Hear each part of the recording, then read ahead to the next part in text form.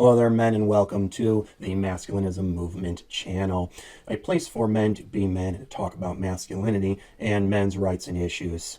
I'm your host, Brian Krall, and today I have a very special video for you on a return to the patriarchy. You see, it has become abundantly clear that feminism has obviously failed. Women have proven themselves to be nowhere near the equals of men. I think that if we're being honest, it is very much time for a change and time for us to stop giving way to feminist rhetoric that is not rooted in reality. It's been a little over 50 years since the civil rights movement. Women were given all the legal equality that they wanted and all of the rights and freedoms, but not all of the same responsibilities as men. And in the past 50 years, I think they just have not proven themselves to be anywhere near equals of men. Women cannot care for, feed, or even clean themselves these days. Without a patriarchal nuclear family unit holding them in place, without that glue in place, women are, chaos. They don't even take care of themselves. All right. So when I'm saying that we need to return to patriarchal values, I'm not saying this just for men. I'm saying this for women because women have always relied on men to provide for them not just resources, but control as well, to help them control themselves and their lives. You see, women, they're like children. They need to be taken care of by someone who is greater than they are, who is bigger and stronger and smarter and more in control and more responsible and mature, right? They need to be taken care of by men. They are really not suited to be in any positions of control, but are only suited for positions of submission. It is the patriarchy and its masculinity and its masculine virtues that was able to build civilization. Basically, every country was grown by a patriarchy, made successful by a patriarchy. Women cannot even manage to keep small businesses going. They're just not suited to any sorts of positions of control and power. And men are. So when we think about patriarchal values, we think about things being in control. We think about men taking charge and everything just becoming under control, right? There is organization instead of chaos. That is the value of the patriarchy. First and foremost is organization and control amidst the chaos of the world. It's not a big evil thing because it seeks to take care of the people who need taken care of, like women and children. Okay. And, I think that women have shown that they should have no real political influence in society or even the right to vote because of the fact that the right to vote is supposed to go along with the obligation to fight for your country in a war. And women do not have that obligation. All right. So rights without responsibilities are things that get abused, which is what women have done.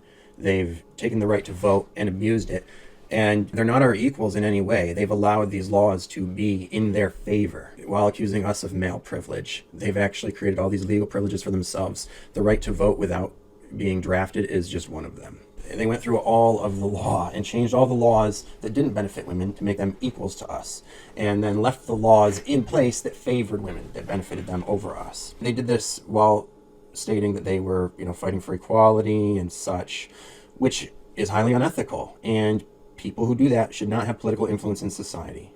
Okay, so that is why I say those things.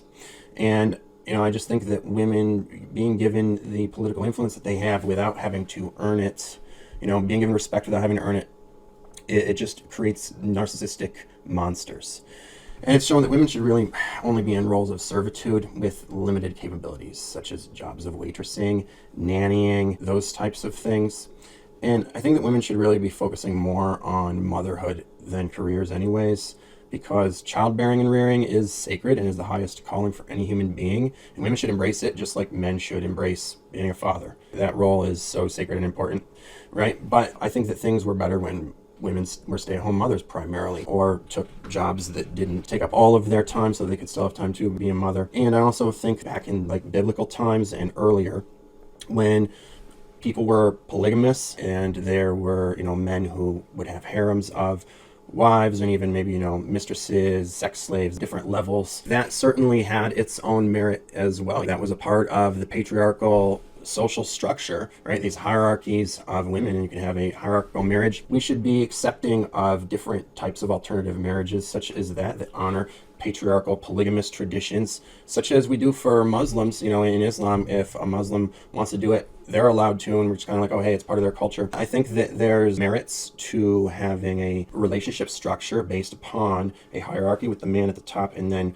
women in subordinate positions to him. And I also know from involvement in the BDSM community and kink culture that there are many women who actually enjoy consensual sexual slavery and being a submissive in a relationship. So I think that we need to, in many ways, change the modern institution of marriage to include traditions that were more patriarchal and less gynocentric than marriage is today, which is why marriage is failing, right? But if we were to change the structure and the legal language involved so that, for instance, a marriage contract looked more like a BDSM contract, which I've written up some examples of. If we could have the language in these documents changed and marriage contracts changed and recognized by the courts, you know, that would be a step in the right direction for patriarchy. If the man were to have more power in a relationship and not be sucked drive resources by the woman, giving her 50% or more of something she didn't even earn, and also, you know, the law forcing us to be monogamous is very oppressive when you think about it, because if you were coming from another culture like Islam,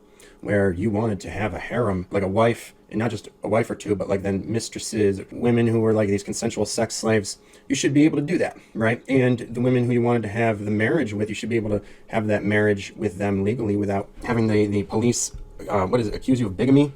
I guess bigamy is the crime of marrying multiple people, and we need to get that language changed in our government. There's a lot of the language in the marriage law and the family courts that needs to change, and feminism has shown us that you can go through the law and change it line by line, and that's what we need to do as well, okay? Because otherwise, you know, the marriage trend is going to continue on the downfall. The birthing rate is already below replacement level, right? And the government knows this. The government knows that people aren't getting married and having kids anymore. And when they do, more of these kids are getting taken care of by the government because the women and the men aren't together, right? It's not going to work in the long run. So if we can get people into politics and get these lines of law changed, like feminists have done, that'll be steps in the right direction. If you're enjoying listening to what I have to say, please like, share, and subscribe.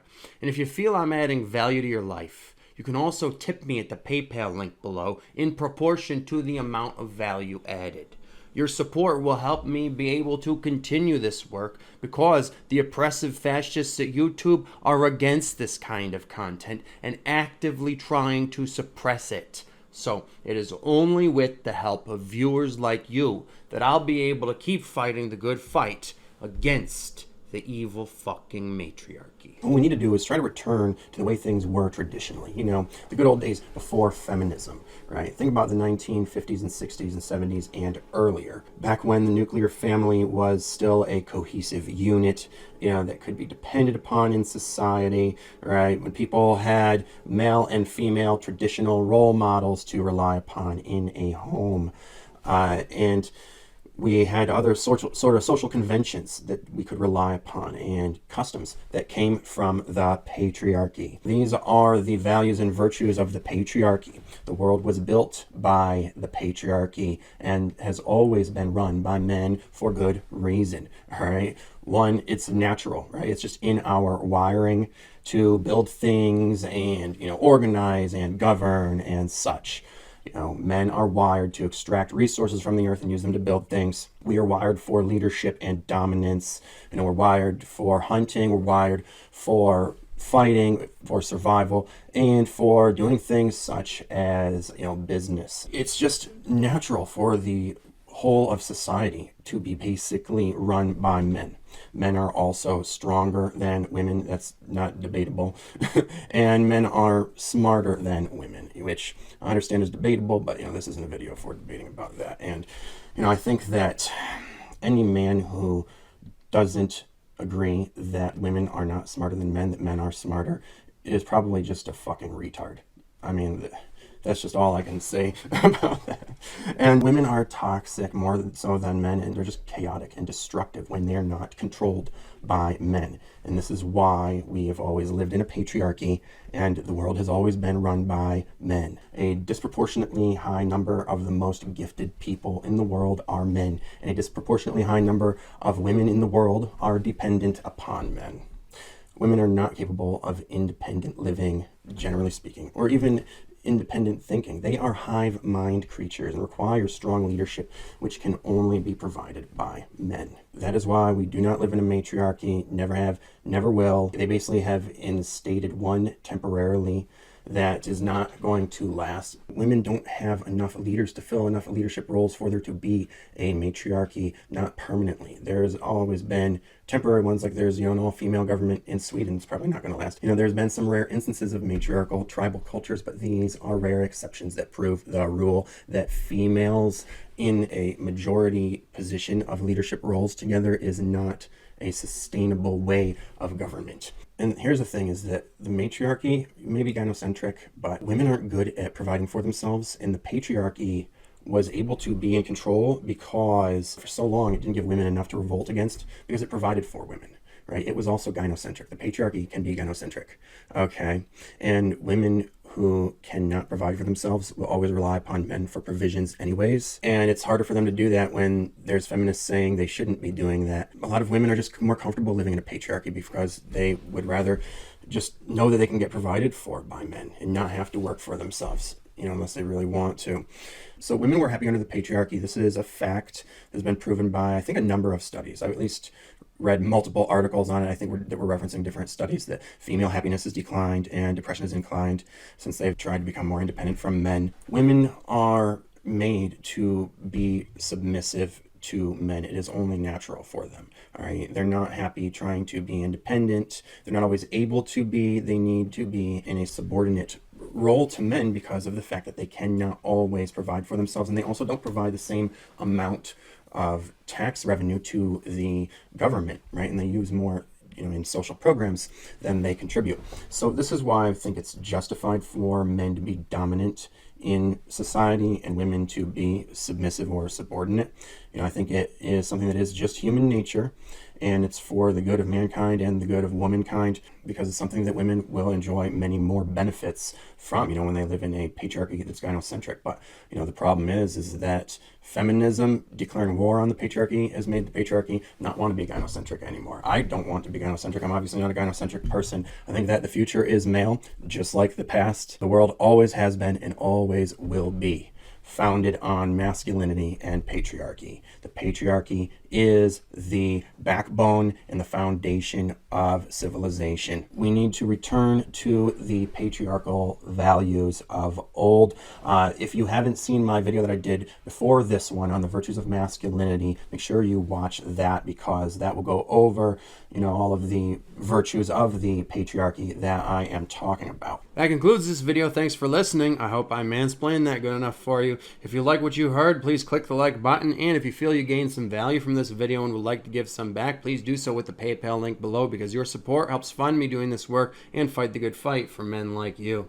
If you are ready to take the red pill and wake up from the matrix and the matriarchy controlling it and learn everything you need to know about female on male sexism, get your copy of my newly released book called Misandry Exposed. On sale now for a special price that won't last long. So check it out by clicking the link below. And otherwise, take care of yourselves, men, because no woman out there is going to.